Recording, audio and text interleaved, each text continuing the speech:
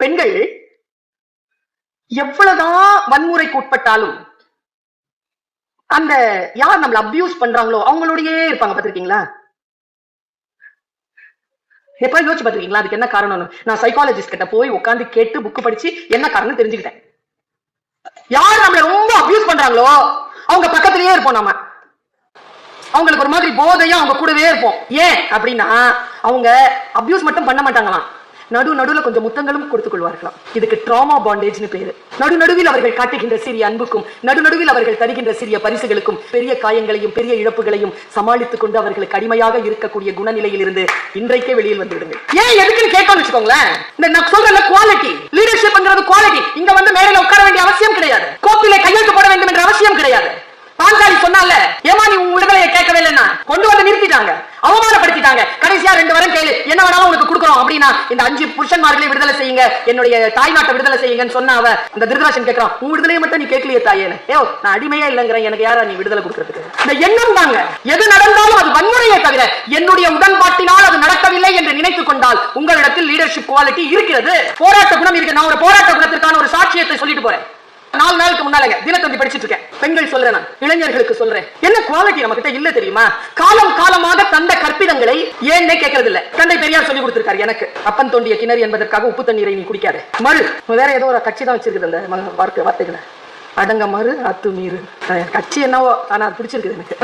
நல்ல விஷயம் இல்லைங்க. அடங்க மறு, நோ சொல். எத்தனை விஷயத்திற்கு நீ நோ சொல்கிறாயோ, எத்தனை அடிமைத்தனங்களுக்கு நீ நோ சொல்கிறாயோ, நாளை உன் சமுதாயம் அதற்கான கனி உண்ணும் என்பதற்காக 4 நாட்களுக்கு முன்னால் 1988ஆம் ஆண்டு செலினா ஜோன்ஸ் என்கின்ற ஒரு பெண் வழக்கு ஒண்ணு போடுற உயர்நீதிமன்றத்தில் 2024 பிப்ரவரி மாசத்துல தீர்ப்பு வந்திருக்கு. எத்தனை வருஷம்? 36 வருஷம், 36 இயர்ஸ், 3 தலைமுறை. அந்த பெண் 3 தலைமுறை காத்திருக்கிறார். என்ன கேஸ் தெரியுமா? அவ ஒரு நர்ஸ், டிஃபென்ஸ்ல போய் ஜாயின் பண்ணிருக்கா. ஜாயின் பண்ண 3 மாசத்துல கல்யாணம் நடந்திருக்கு. கல்யாண பத்திரிகையை பிரிகேடியர் கிட்ட கொடுத்தா, பத்திரிகையை வாங்கி வச்சுட்டு போயிட்டு வாமான்னு சொன்னவர் பின்னாலேயே டெர்மினேஷன் லெட்டர் அனுப்பிச்சிட்டார். நர்ஸா இருக்கிறவர் கல்யாணம் பண்ணிட்டானா ராணுவத்துல இடம் கிடையாது. போட்டா வழக்கு 36 வருஷம் நடந்துச்சு. உயர் நீதிமன்றம் என்ன தீர்ப்பு சொல்லி இருக்கு தெரியுமா? ஒரு பெண்ணிற்கான வேலைக்கும் அவள் திருமணத்திற்கும் தொடர்பு கிடையாது. அந்த டிஃபென்ஸ் இந்த பெண்ணுக்கு 60 லட்சம் ரூபாயை ஒரே பேமெண்டா கொடுக்கணும் அப்படின்னு சொல்லிட்டு போயிடுச்சு. நான் பெருமைப்படவா துக்கப்படவா? ஒரு குடிமகளா பெருமைப்படுறேன், ஒரு பெண்ணா துக்கப்படுறேன். அவ 36 வருஷம் போச்சு இல்ல, அவ அதுல இருந்து ஒரு சிங்கிள் டீ குடிக்க முடியுமா? இப்போ எல்லாம் பேரம் பேத்திங்க எடுத்துட்டு போயிருவாங்க. அவ முதிய நிலையில் இருப்பா. இப்போ 88 வயசுல 1988 20 வயசுல இருந்தவ இப்ப என்ன வயதில் இருப்பாள்? அவளுக்கான வயது போனது. ஆனால் நீதிக்காக அந்த செலினா ஜோன்ஸ் போராடினால இந்த இடத்தில் பர்வீன் சுல்தானா அவளுக்கு ஒரு சல்யூட் கொடுக்கிறேன். போராடி பெறுங்கள். நம்முடைய உரிமை என்பது போராட்டத்தில் தான் வந்தது. நான் இப்படி சொல்லுவேன், பல இடங்கள்ல சொல்லுவேன். இந்த மேடையில அந்த மேடம் உட்கார்ந்திருக்காங்க, பேராசிரியர் உட்கார்ந்திருக்காங்க, வட்டாட்சியர் உட்கார்ந்திருக்காங்க, மேடம் உட்கார்ந்திருக்காங்க, ஆண்களும் உட்கார்ந்திருக்காங்க. ஆண்களுக்கும் பெண்களுக்குமான வித்தியாசம் என்ன தெரியுமா? இவங்க ஒரு 30-40 வருஷம் உழைச்சிருந்தா இந்த சீட் கிடைச்சிரும் அவங்களுக்கு. நாங்க எங்க உட்காரத்துக்கு பின்னால 1000 வருஷம் போராட்டம் இருக்கு. 1000 ஆண்டுகள் போராட்டத்துக்கு பிறகு தானே எங்களுக்கு கிடைச்சிருச்சா? சாதாரணமா கிடைச்சிருச்சா? இதெல்லாம் படிப்பெல்லாம் சாதாரணமா கிடைச்சிருச்சா? பேச்சு உரிமை சாதாரணமா கிடைச்சிருச்சா? இது கிடைத்தவற்றை விட்டுவிடாமல் தக்க வைத்துக் கொள்வதற்கான வழி என்ன? இந்த லீடர்ஷிப்பை நான் எப்படி அடுத்த தலைமுறைக்கு கடத்துவது?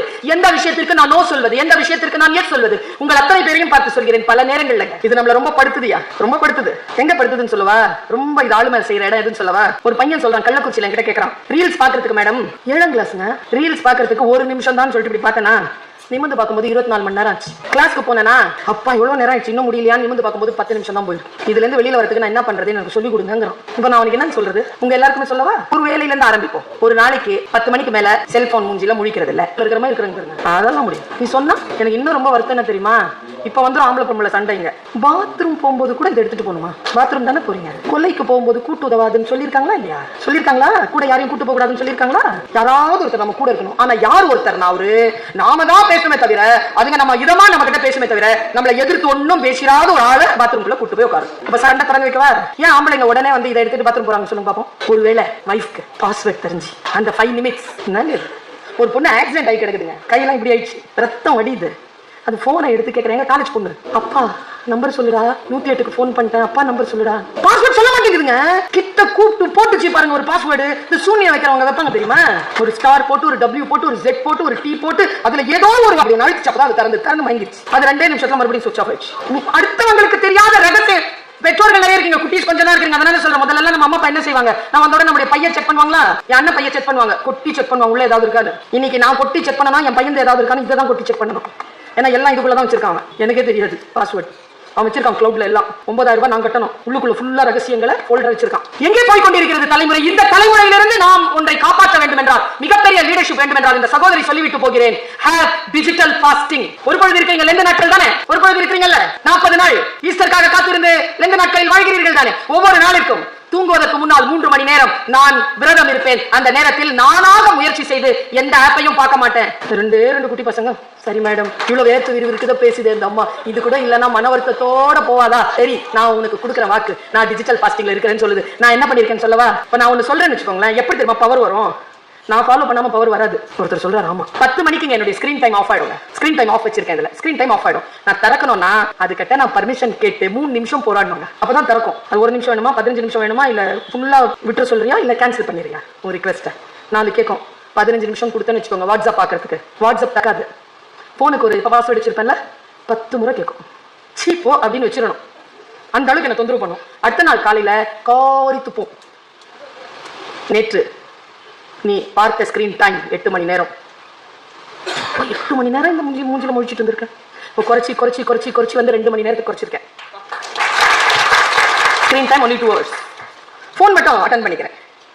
மெசேஜ் ஏதாவது வந்துச்சுன்னா வாட்ஸ்அப் பார்த்துக்கிறேன். அது பிங் ஆகும், அப்போ மட்டும் பார்த்துக்கிறேன். குரூப் மெசேஜ் எல்லாம் பார்த்துக்கலாம், மொத்தமா பார்த்துக்கலாம், ஒன்னும் அவசரம். நமக்கு நாமே நான் இப்படி சொல்றேனே, சீத்தை ஏன் கோட்டை தாண்டினாள்? லக்ஷ்மணன் போட்டா அதனால தாண்டினா. ராமனே போட்டிருந்தா கூட பசியில் வந்தவனுக்காக தாண்டிருப்பா. ஒருவேளை இது என் பாதுகாப்பாக்கானது என்று தானே போட்டுக் கொண்டிருந்தால் ஒருபோதும் அவள் தாண்டி இருக்க வாய்ப்பே கிடையாது. நீங்கள் உங்களுக்கு போட்டுக் கொள்ளுங்கள். நம்ம சொல்ற விநாயகர், அவன் கையில் வைத்திருப்பது என்ன? அங்குசம் தானே. தனக்கு வருகின்ற மதத்தை தானே அடக்குகின்றவன் தானே விநாயகர். அடுத்தவர்கள் அடக்கினால் கோயில் யானதா? இப்படி கேட்டுக்கிட்டே இருக்கணும். நாமளே வச்சிருந்தோம்னா நம்ம கிட்ட கேட்பாங்க, நீ எனக்கு சொல்லு அப்படின்னு கேட்பாங்க. நான் லீடராக இருப்பதற்கு என்ன என்ன தகுதிகள் எனக்கு வேண்டுமோ அந்த தகுதிகள் எனக்கு வர வேண்டும். பழைய விஷயங்கள் தான், பழைய விஷயம் தான், நினைவுபடுத்துறதுக்காக சொல்லிட்டு போறேன். பழைய விஷயம் தான். ராமகிருஷ்ண பரமஹம்சர் ஒரு வாட்டி உட்கார்ந்து இருக்கும் பொழுது, நான் ரொம்ப மனசால சொல்றேன், இத காளி பூஜை நடக்குது, லட்டு பிடிச்சிட்டு இருக்காங்களாம். ஒருத்தர் வந்து சொல்றாரு, லட்டுக்கு எறும்பெல்லாம் வருது, என்ன பண்றது? கொல்லக்கூடாதுன்னு வேற சொல்லிட்டீங்க, இன்னைக்கு ஏதோ விசேஷமா, என்ன பண்றது குருவே? அமைதியா இருந்துட்டு எந்த சொன்னாரா, தொடப்பத்தை எடுத்து எறும்பை பெருக்கிட்டு 2 அடிக்கு சக்கரை போடுனாராம். சரியா? சக்கரை போட்டு உள்ள உட்காந்து பிடிச்சிட்டாங்க.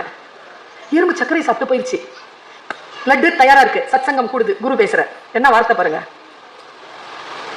காளியின் லட்டு என்கின்ற பிரசாதத்தை தேடி எறும்புகள் வந்தன. பிரசாதத்தை சாப்பிட ஒட்டாதபடிக்கு நான் சர்க்கரை என்ற ஆசை காட்டினேன். ஆசையை அனுபவித்து விட்டு எறும்புகள் இலக்கை அடையாமல் திரும்பி போய்விட்டன. நீங்களும் அப்படி இருந்து விடாதீர்கள். இலக்கை அடைய விடாமல் நம்மை தடுப்பது எது? நம் இச்சைகள் என்றால் அந்த இச்சை பாருங்களேன். ஒண்ணு சொல்லுங்க, வறுமை இருக்கலாங்க, நம்ம எல்லாருக்கும் வறுமை இருக்குதானே. ஒரு தலைமுறை தானே நிமிர்ந்திருக்கோம், ஒரு தலைமுறை தானே நிமிர்ந்திருக்கோம். நம்ம அம்மா அப்பா எத்தனை பேர் அம்மா அப்பா வச்சு வீட்டுல இருக்காங்க? நிறைய பேர் வந்து வாடகை வீட்லயே, நிறைய பேர் வந்து அந்த கிராமத்து வீட்லயே தான் இருக்கிறாங்க. நாம் படித்ததனால் ஏதோ நம்முடைய வீட்டில் நாம் இருக்கிறோம். என்னுடைய அம்மா இன்றைக்கும் அவர்கள் எங்கிருந்து ஆரம்பித்தார்களோ அங்கதான் இருக்கிறார்.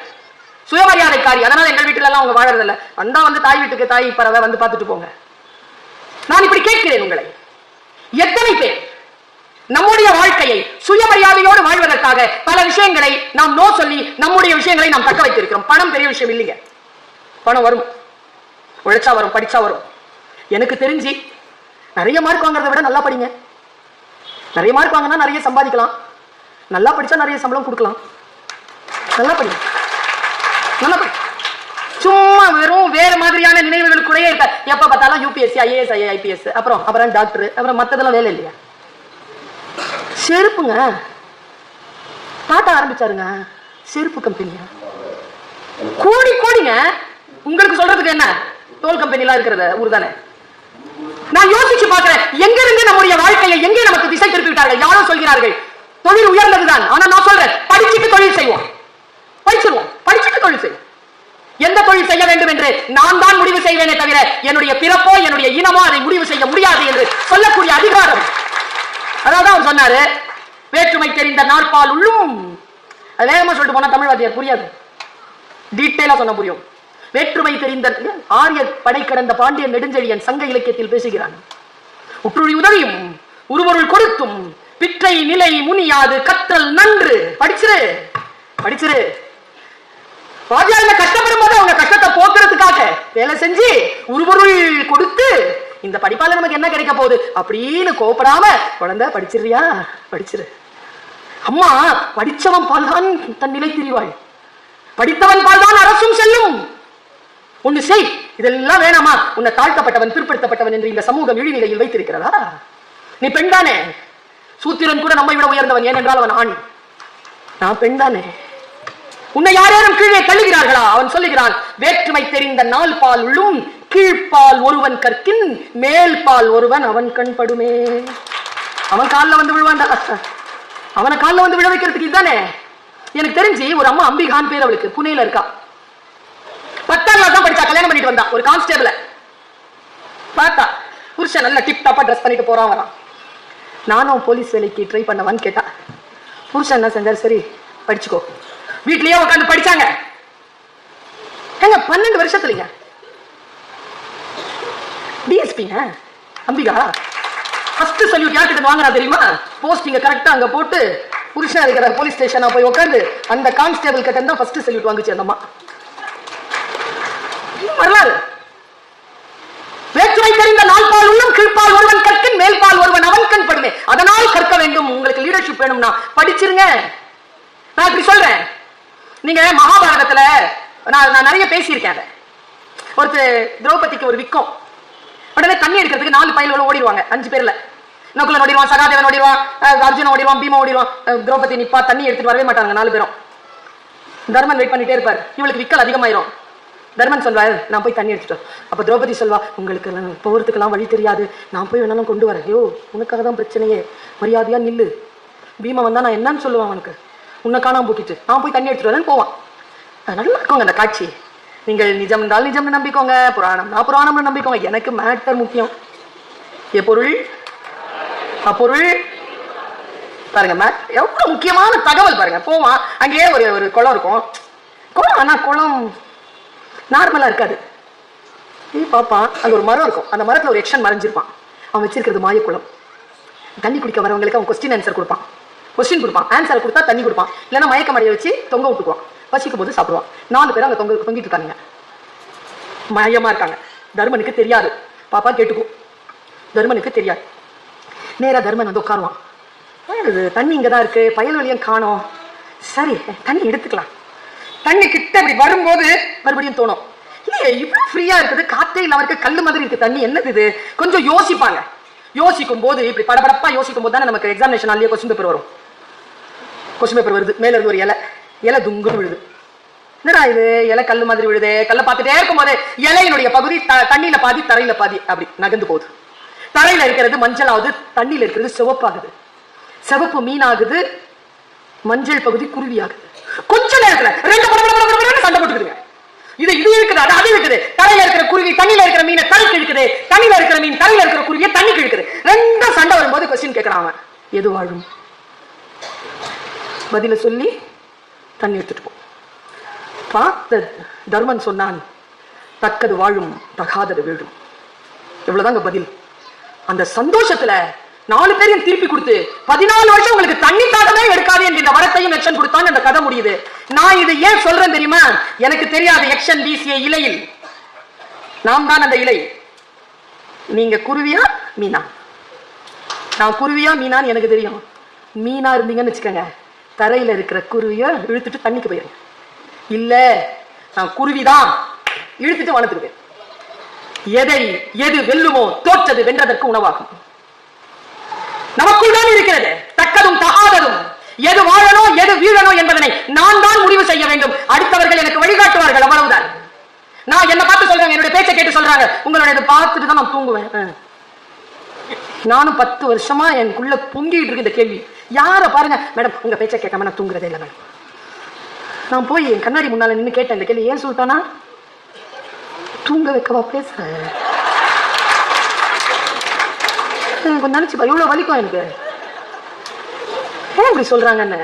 சானியோன்னு ஒரு பொண்ணுங்க துபாயில இருக்கா. அவ போட்டாங்க ஒரு மெசேஜ், அப்போதாங்க எனக்கு கண் திறந்தது. அவ சொல்றா, இங்கிலீஷ்ல சொல்றா, doctor Parveen Sultana, your speeches are sleeping bills.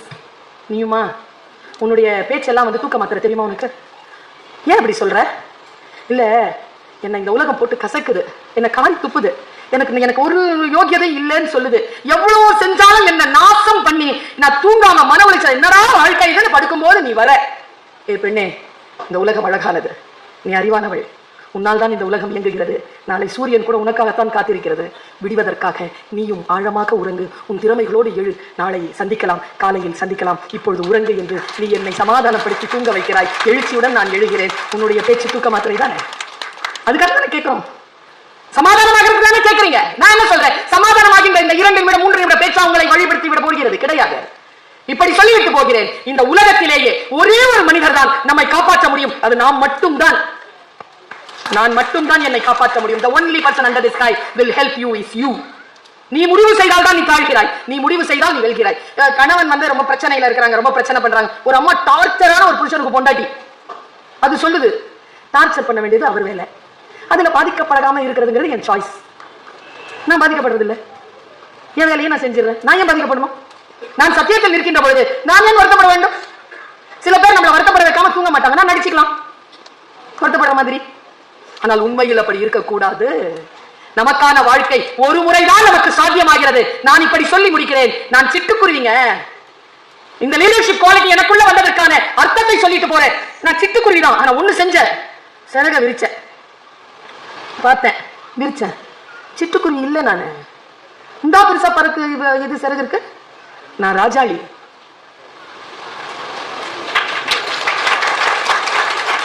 நீங்களும் உங்கள் சிறகுகளை விரித்து பாருங்கள். நீங்கள் புறாவோ குருவியோ கிளியோ அல்ல.